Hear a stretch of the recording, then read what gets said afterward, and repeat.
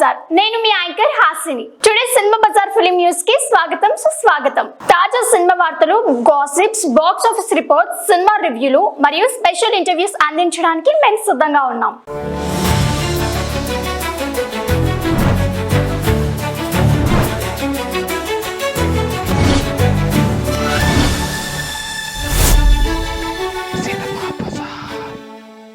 సారంగపాణి జాతకం కొత్త release date fix.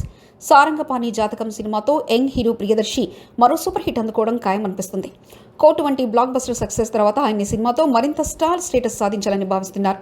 Mohana Krishna Indraganti దర్శకత్వంలో తెరకెక్కిన ఈ చిత్రం వినోదాత్మక క్రైమ్ కామెడీ అంశాలతో ఆకట్టుకున్నట్లు అనిపిస్తుంది. ప్రియదర్శి ఈ చిత్రం ద్వారా ప్రేక్షకులను నవ్వించే యూత్ ను ఆకట్టుకునే అనుభవాన్ని ఇవ్వగలుగుతాడు.